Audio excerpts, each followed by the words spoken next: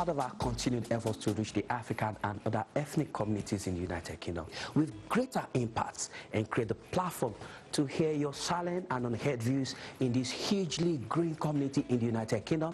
Our channel, Ben TV, presents to you another live current affairs television program. Our focus on the program is to review and discuss issues around the diaspora community in the UK. The program offers you that unrestricted voice on issues affecting you in the UK. Join us live every Monday at 10 a.m. to 12 noon.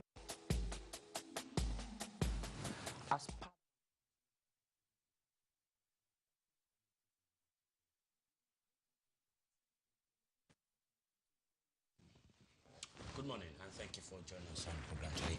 The program is News Punch, coming to you live from Ben Television. My name is Tunde Alabi.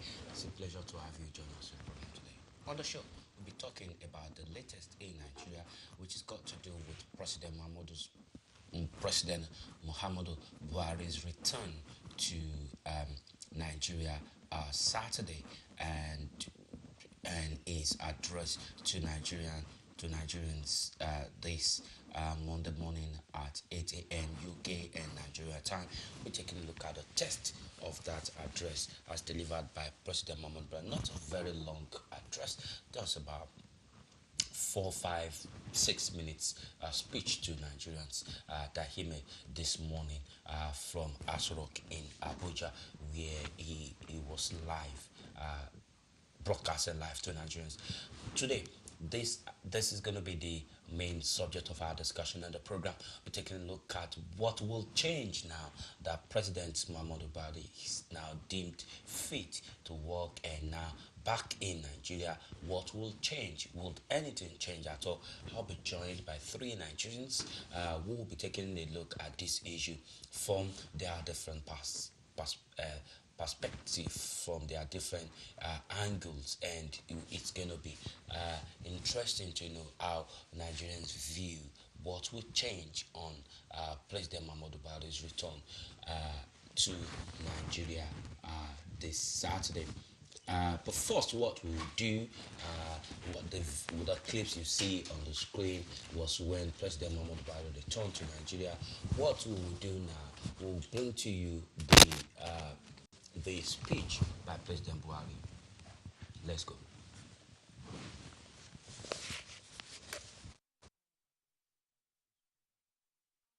On the program to review and discuss issues around the diaspora community in the UK. The program offers you that unrestricted voice on issues affecting you in the UK. Join us live every Monday at 10 a.m. to 12 noon. I am very grateful to God and to all Nigerians for their prayers. I am pleased to be back on home soil among my brothers and sisters. In the course of my stay in the United Kingdom, I have been kept in daily touch with events at home.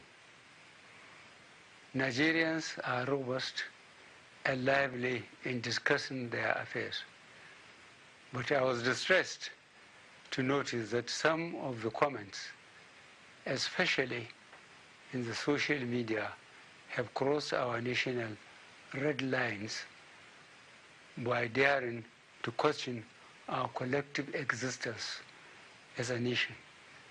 This is a step too far.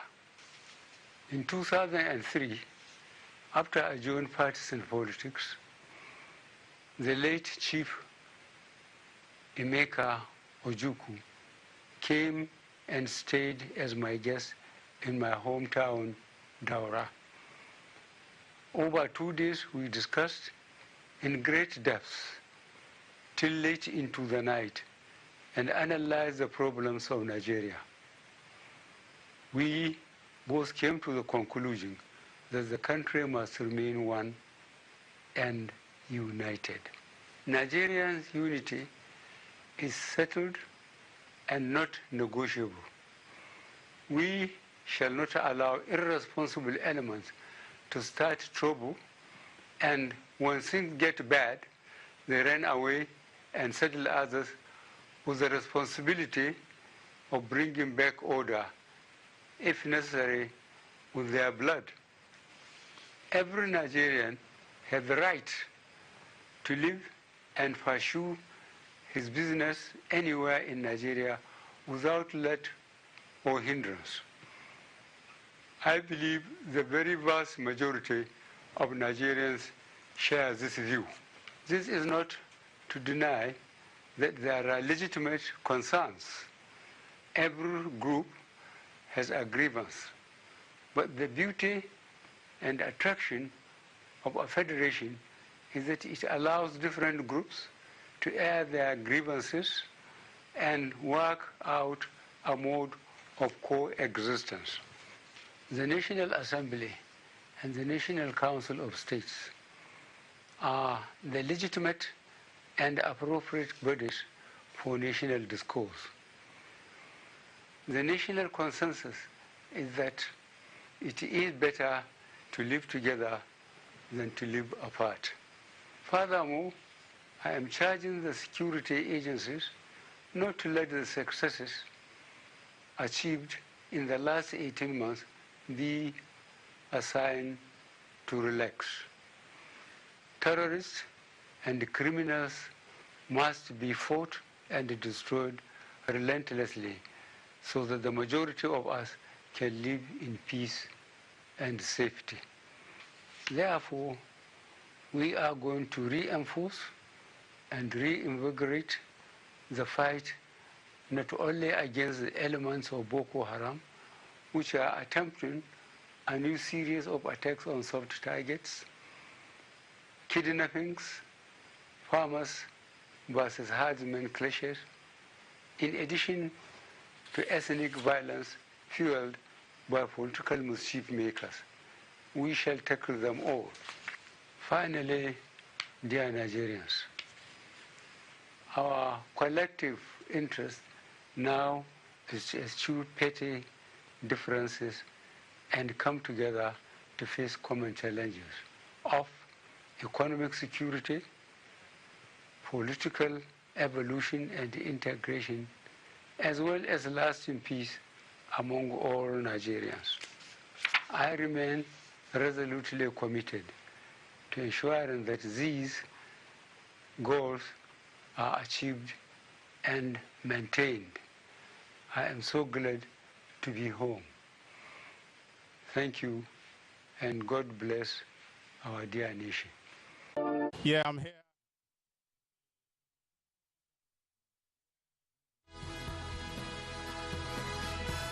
Yeah, I'm here in front of the Nigerian High Commission, where a peaceful rally is taking place.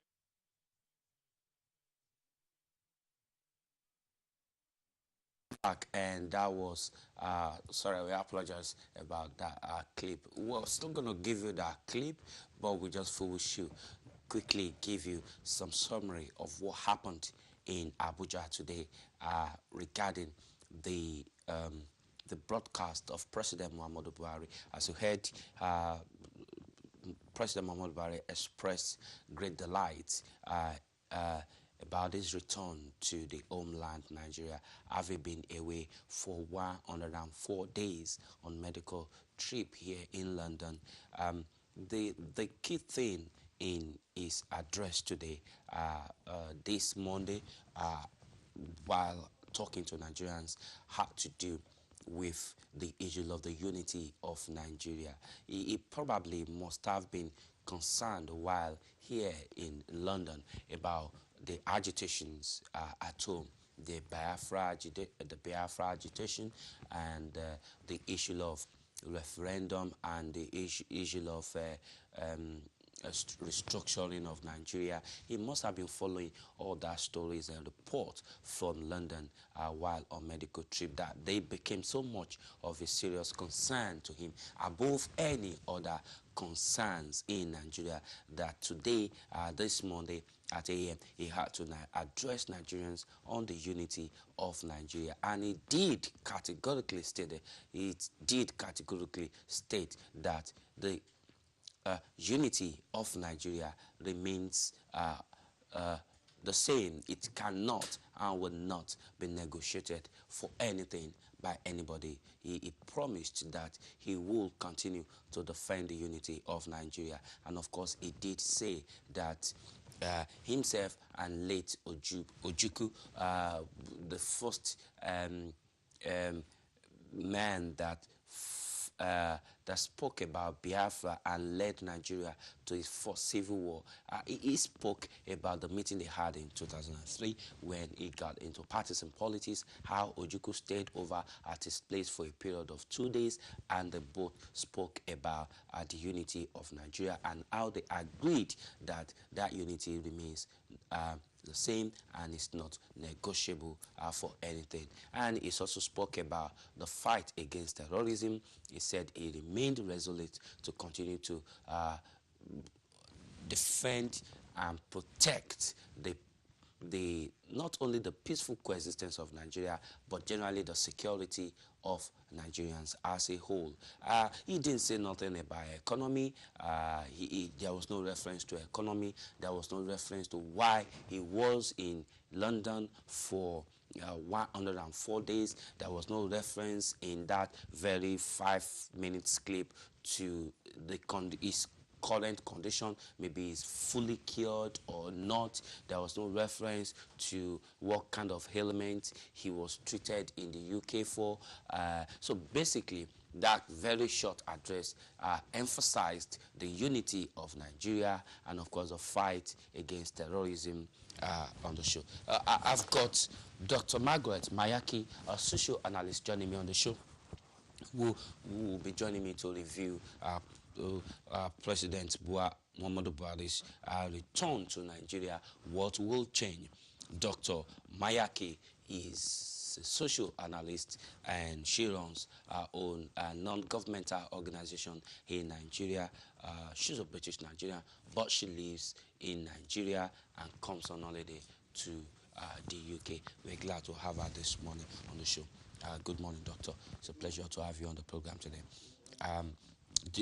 You just came back from Nigeria, where you were for a very long time. Let's start from the president's speech today. Emphasized the unity of Nigeria, yes, and the security of Nigeria, without reference to economy and social welfare of Nigeria. How do you assess that? Well, for me personally, I'm glad that the president is back in Nigeria, and after a period of illness here in London. And we thank God for the prayers of the righteous that have been answered over him. And for me personally, I think we need to go back to basic and ask, what is the reason for agitation of all these different groups? And because there's no, unless there's a reason, somebody can not just get up, this one is agitating, they want their own Biafra, this one is a Arewa, and, different things like that. What is the root cause of it? Because I'm not hearing from the president talking about the economy. The economy is the key. I know his key, one of the key areas he's working on is on corruption.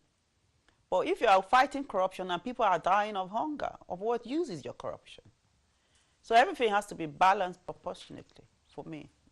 So in your view, you think economic situation in Nigeria is vital and central to the call for restructuring? If even, let's take it, if we're going to apply our common sense. If somebody who is hungry, do they think straight? They don't think straight. What, tell us, you just came back from, what is the level of social and economic situation of an average Nigerian? Wow. I know personally that I think the lowest wage is about 18,000 naira minimum wage per month, which I think is a joke. And assuming that somebody who has a family of two, let's even analyze minimum of two children, you got to transport yourself, you're going to eat, you have a rent to pay, you have other expenses to, you're going to put food on the table on 18,000.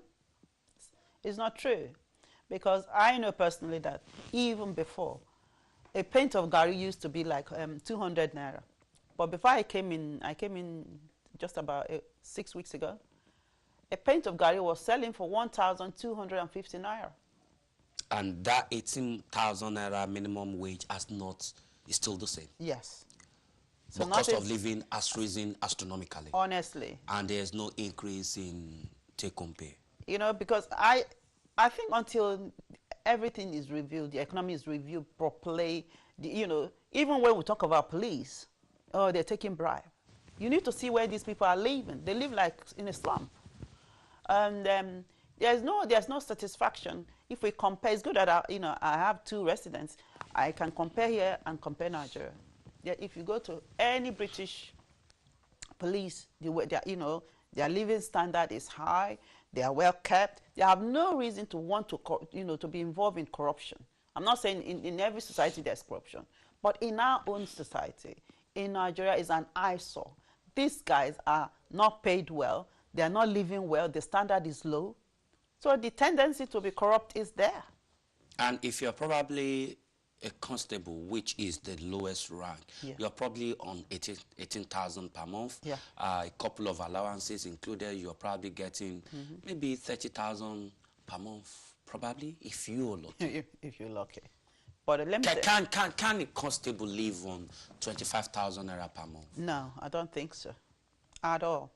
Can anybody in Nigeria today, even if you are single, you're not married, and you're a civil servant on 20,000 naira per month, will that be sufficient for anybody to live? No, I go to the market and I buy food. You know, one tube of yam in Lagos is selling for 800, 1,000 naira. And you're going to feed for the whole month. You have other expenses to do. You are going to transport yourself to work. You see, we need to have a reality check here. I love the president, and I wish you well. But I think his first priority has to be a review on the economy. Stop talking about corruption. Your people are dying. People can't go to hospital. People cannot feed. They are withdrawing children from schools. Is that what we want? People voted for a change so that there will be a significant change in their life. And but some will be of the opinion that the looting of the previous years is the cause of the economic crisis in the country today. Please, I say please. You see, until we face reality, it's just like saying to myself now, oh, the reason why my life is like this is because of my past. Okay, when you came, what are you doing? Move forward. Stop looking at the past. You are here on ground. Then look, reassess the situation and move forward with things. The way it's going at the moment, honestly, I don't know. Maybe somebody else might come and say, oh, APC, they've done this. Listen, I don't belong to any political group. As I said, I'm a minister of God. But, you know, the truth has to be said if we are going to see significant change in Nigeria. So are you saying the fight against corruption will not have any impact unless the economy of Nigeria is addressed? Because obviously a policeman that is living in a very poor house, who is not well taken care of, who is expected to live on 20,000 per month, he's got family and children, and he's got 20,000 per month. How will the tendency of not wanting to gain extra money not coming? Or a civil servant on 18,000 naira per month, how will the tendency of not wanting a potential person wanting to transact business in ministry ask for some financial tips? So, is that what you're saying, that economy is key to fighting corruption? I think so, absolutely. Because I believe that when people are satisfied, there will be no reason to want to cut corners.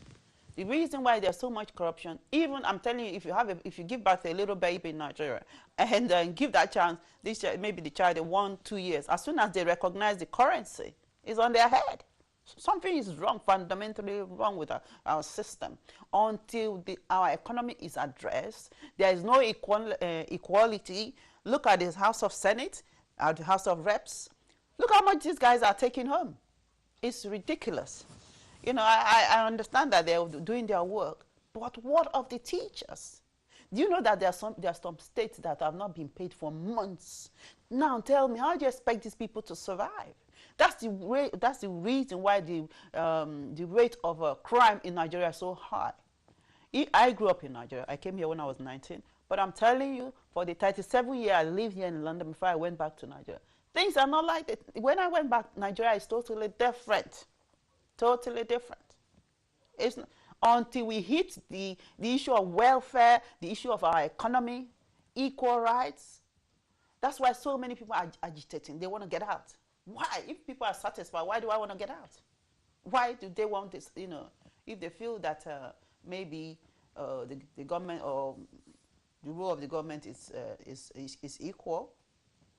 If your state is producing an oil, and yet when you go there, you don't have drinking water to drink, decent water to drink. So people will start thinking, wait a minute. Or if they see the majority of the oil blocks owned by non-indigene of the area, that's right, they feel slighted a little bit. I was reading somewhere on the social media, I don't know how accurate that is. The majority of the oil blocks actually belong to the northerners in Nigeria. A lot of them have a lot of oil blocks. Is that, for me, it's not even the oil block, who owns the oil block or not. I'm talking about the normal family, of Nigerian family. How would they feed? How would their children go to? Some people have had to withdraw their children from schools. How many people can send their children to public school, university, where they are paying maybe like $500,000 per semester? See, we need to be realistic. I think we'll go a call. Let's quickly see if we can tell this call that is coming in from our viewer. Good morning.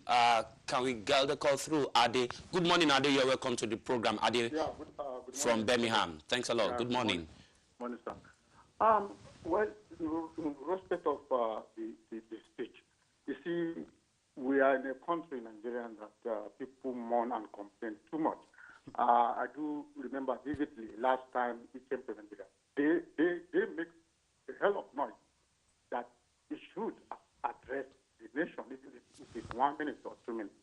Now, my question to Nigerians that they are trying to mourn again this morning after the presidency and give the respect and appreciate Nigerians that welcome him. You can see what happened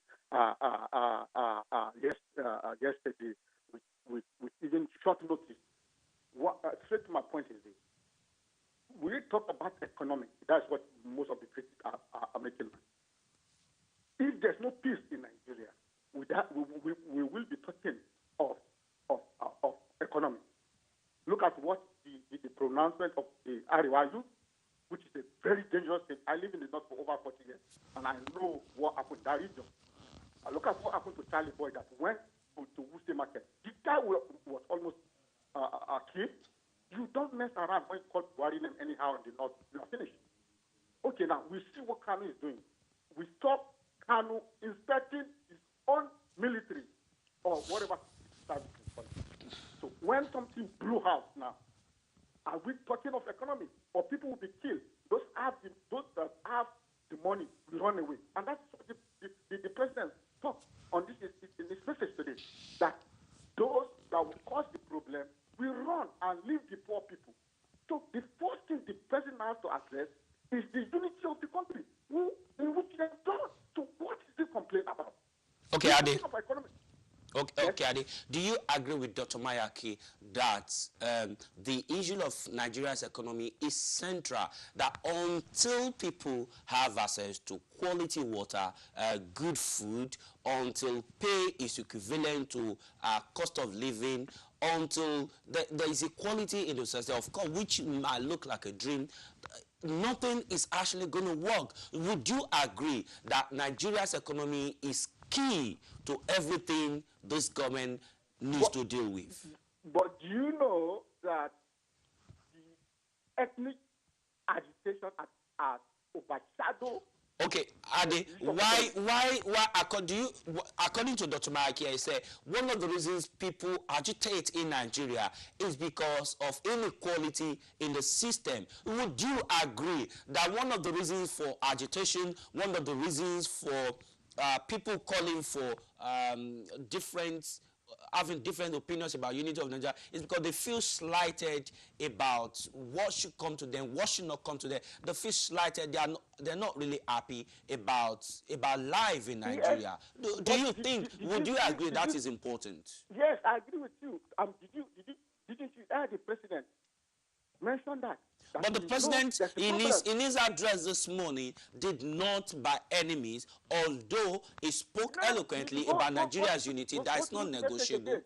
The president accepted. He said he knows, yes, there's problem. And he mentioned that all agitation and whatever, these people to channel it Okay, so through the National Ade, Assembly. what is the solution? What is the solution to the violent agitation in Nigeria? What is the solution to the call for regional independence in Nigeria? If you were to be talking to Mr. President, what would you be telling him? Well, the National Assembly tell us last month. I did forget about what. If you were to be talking to Mr. President, how would you be advising him to deal with the issues of agitation in Nigeria? Devolution of power. We need to reduce that power in the center. That is the key to this agitation we are facing. If the devolution of power, I think, whereby everyone in each of the region will be able to control their resources. I think there's a way. That is the way to move forward. Okay, so now you just spoke about ability to manage and control resources. So resource control is economy. Yes, that's what I'm saying. But I'm saying to you that the first thing that the president would like to address, and which is scary, is this agitation of people causing problems. People saying October 1, move away. The Niger Delta, whatever came, the Yoruba and Hausa move away. Them forgetting that there's a lot of Niger Delta in Lagos, Niger Delta in Yoruba land, and Niger Delta in Hausa land. Then you go to Kano inspecting his own security service. That is scary. It is scary. You need to address that first. Then the economic part of it will follow. Because if there's no peace, there's no economy. All right, Ade, thank you so much. Are you talking of economy? Ade, thanks a lot. Thank you for your contribution on the program. Can I ask you to react to Ade? Well, I think it's easy. I don't know if Ade is here in this country. Ade is in London. Okay. Ade is in Birmingham. Okay, Ade, you are in Birmingham. We are talking on real situation at hand in Nigeria. I live in Nigeria currently, and I know what is obtainable. I'm talking about, I'm here to represent the average Nigerian who don't have no other means except they are 18,000, or they are even maybe they are trading and stuff like that. Yes, we're talking about peace. Peace is good, but even they said, can two work together except they agree? It's impossible. A house divided cannot stand. So we need to go to the root cause. What is causing this division? What is causing the agitation in Nigeria? When the president hit that nail, perhaps maybe he needs to bring a panel together from every corner of Nigeria and say, look, we have a problem here. Everybody is agitating. They want to get out. How do we hold this nation together how do we hold this nation together? Because the more we are agitating, the more, Biafra is saying this, is that, we have the whole world is watching us, and we believe in equality. Doctor, what is the mood in Nigeria now? Sad. That's the truth.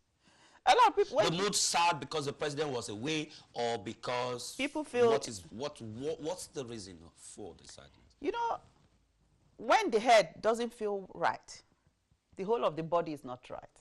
So when the president wasn't feeling too good, the fact that he's been here for so long, and some people were saying, oh, he should, resign. Some people say stay. I think now I'm just praying that the Lord would completely cure him and heal him, so that at least if he's sitting there as the head, there will be, he'll be able to put his head together with his team, and let's see a way forward. Because at the moment in Nigeria, to be honest with you, I haven't seen anything on ground. As I said, I don't belong to any political party. I'm just saying what I have observed. A person, ordinary Nigeria going to the market, you have to buy things. If your vehicle breaks down, you have to buy parts, and everything. The exchange rate is just zoomed up. So for me, the main thing, please sort the economy. The economy. Sort the economy. I think there's a call coming in for us. Can we quickly take that call? That call is not sort the economy. And my guest in the studio is of the opinion that the mood in Nigeria is really, really sad because people are finding it very difficult to make ends meet with their life, as life has become extremely difficult. The cost of living has skyrocketed. Living wage still remain the same, and people are not really finding anything funny at all in the country. But socially as well, what is this? That is economy. What about social life? About 5-6 years ago, there was a world report that Nigerians were the happiest people on the planet. Socially, do Nigerians find time to socialize, enjoy themselves? What is the situation with the social life of Nigerians? I think the social life will always be bubbly. In Nigeria, we are bubbly. We're happy people, and we value our families, friends together. No matter even if an average, even if they haven't eaten, they will still get together, even in a small buka, a restaurant, and they're still jolly together. But everybody is just managing. That's they are managing themselves as best as they can. You can't, if you keep at home and you're outside, it's not going to change anything. So you might as well go out. If you were to be talking to President Muhammadu Buhari now, what will you be telling him? I will tell him, Mr. President, please sit down properly and readdress the issue of equality in Nigeria. Check the issue of the minimum wage should be increased.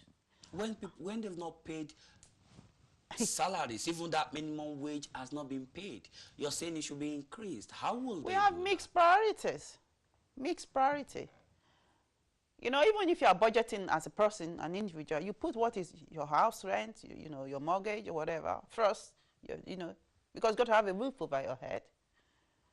I think we have mixed priorities. Some of the things that, let me use Lagos State now. Ambode is doing fantastic. The guy has done brilliantly. If every governor in Nigeria is like Ambode, Nigeria will be transformed. And, some of them, they manage their resources well. Some don't even manage it.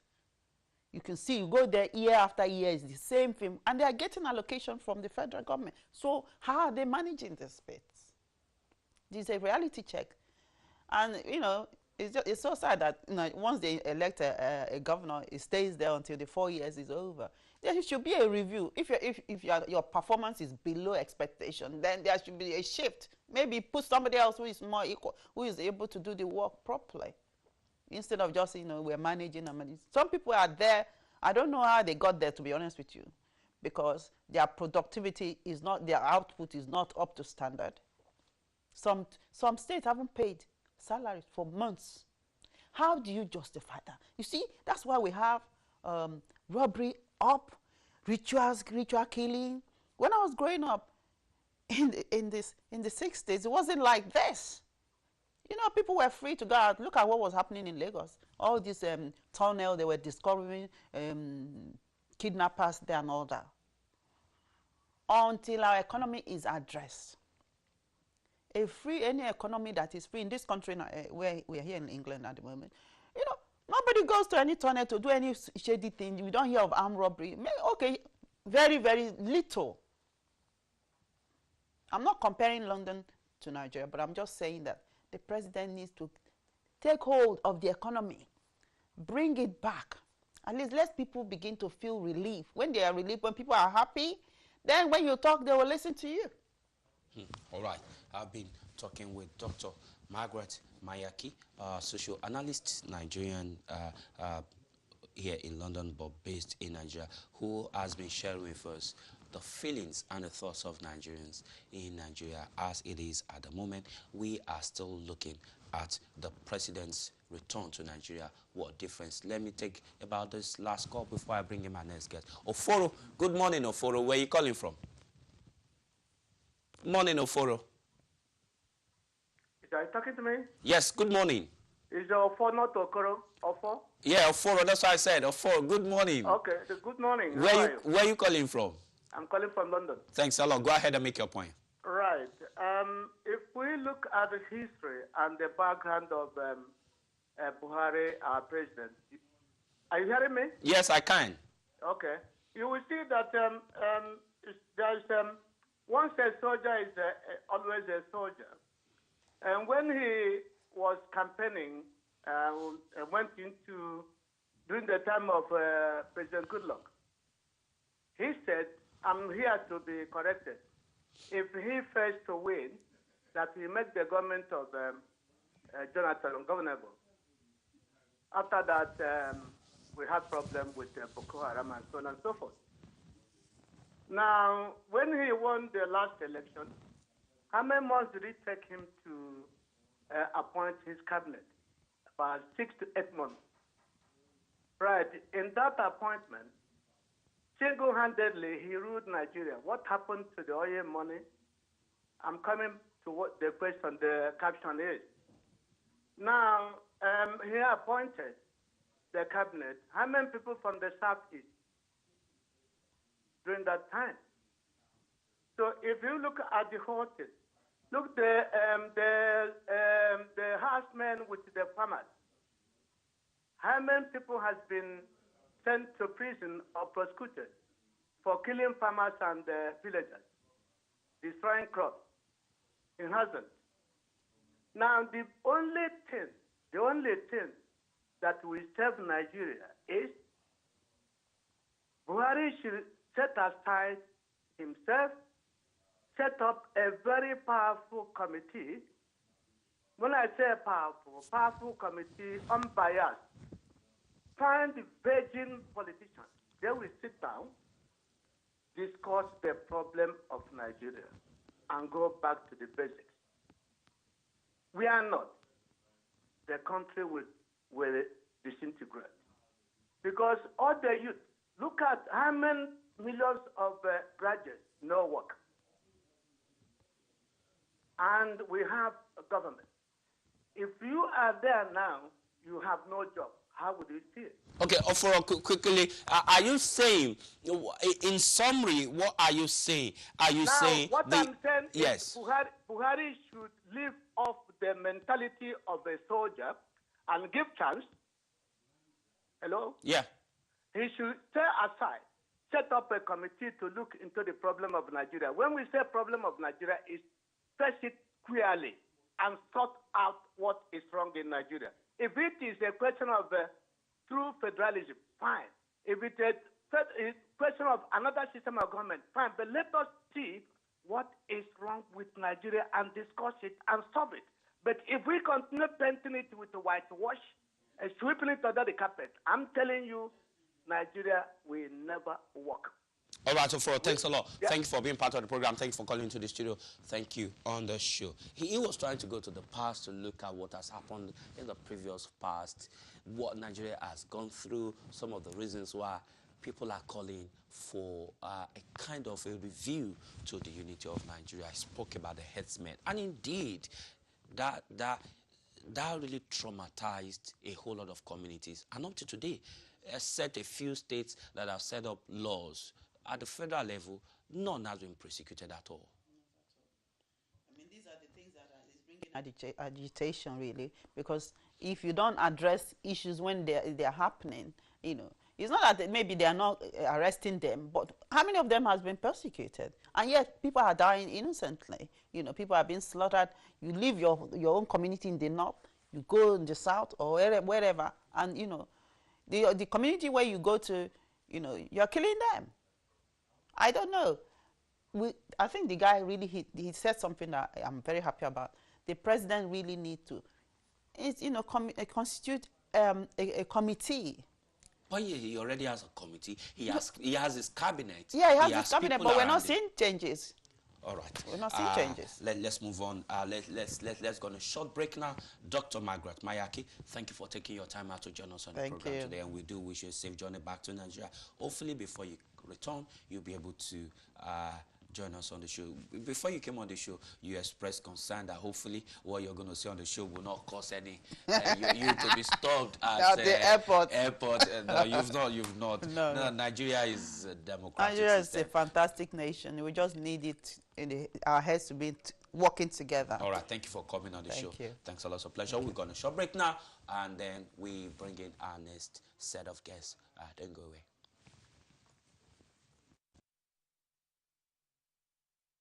And other ethnic communities in the United Kingdom with greater impacts and create the platform to hear your silent and unheard views in this hugely growing community in the United Kingdom. Our channel, Ben TV, presents to you another live current affairs television program. Our focus on the program is to review and discuss issues around the diaspora.